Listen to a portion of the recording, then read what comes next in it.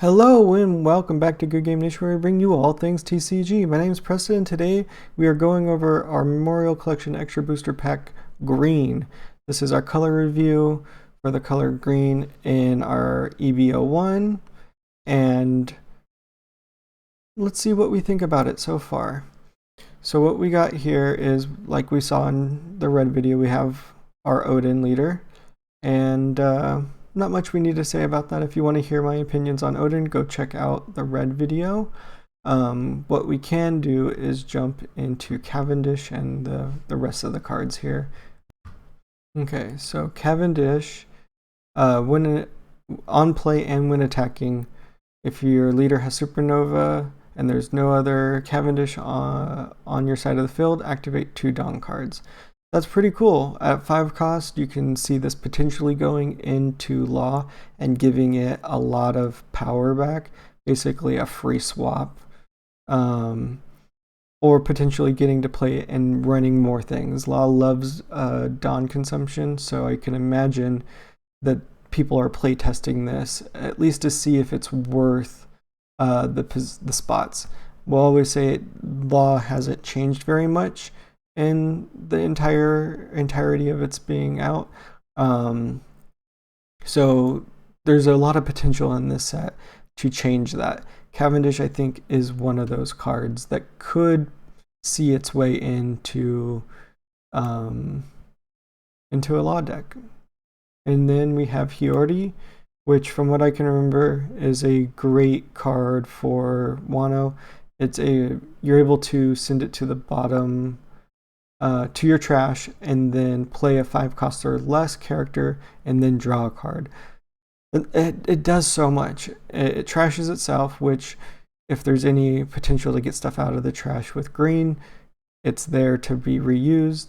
You get to draw a card and play a stronger character. And maybe you play this in like a Kinemon and get everything rolling an extra turn faster. And then bringing a 5 cost or less, you really have to just look at what your options are.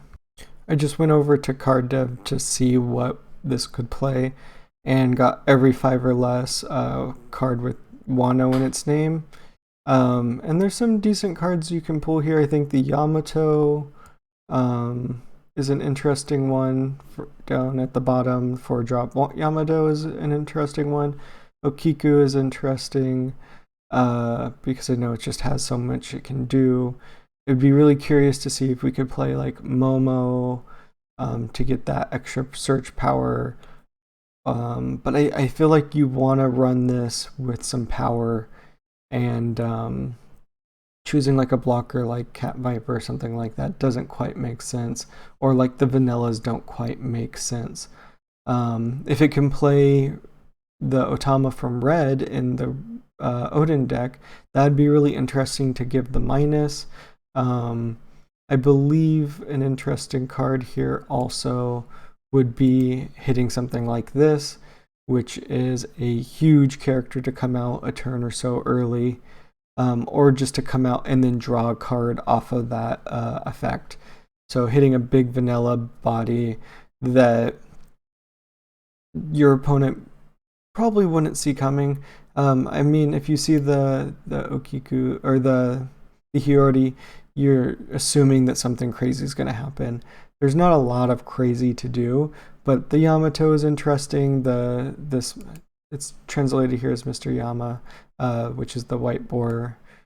The Odin finishes off early on in the backstory. It's interesting. I like it. Does a lot of things for 4 cost. They've been giving a lot of effects to like decent cost characters and then giving them 0 power as a balancing thing. I think that's okay. We're going to move on to Sanji, which his effect does not translate here for some reason. I believe it is for every 3 rested Dawn gain 1000 power, and it's one attached Dawn to do so. We're already seeing the film decks use this character card. With film and straw very searchable, and then a 2k counter and a 5k base stat cost power. Sorry, so many words. At a 5k base power, is a great card, and being able to boost its power just with Rested Dawn is great. It gets bigger, and it gets bigger just by playing the game, which is super cool. And film decks are loving it. I believe the Uta that won was running it. Let's double check. Yep, the Uta that won Nats was running 4 of. So a new card getting into a film deck, and it's already doing great. So that's great for Sanji and film decks alike. Moving on to Scratchman Apu. Rest a cost 2 or less, 2k counter for 1 cost. That's pretty nice. It seems like it's probably not the greatest thing that you can play. We're gonna skip this guy. The film decks are also playing this 2-cost blocker, which is great. I love that this set came out and it's a smaller set, and we're getting like 2 or 3 cards out of each color that are making it into meta decks. I believe if this is translated correctly, it's a plus 4k that also searches for Don Quixote pirates and gets it to your hand. So it's a 2-cost searcher plus a counter. And I think that's really great for the Don Quixote pirates. I think it's an immediate card that gets added to that Dofi, green-purple Dofi deck. And then I believe this is a shambles out of your hand instead of your leader for 1 cost. It has different restrictions, but it's pretty good. Thinking about green as a whole, I think we're moving in a good direction. We got a couple support cards for film that actually improved the deck and made it rise above all else, and they're the biggest tournament in Japan so far.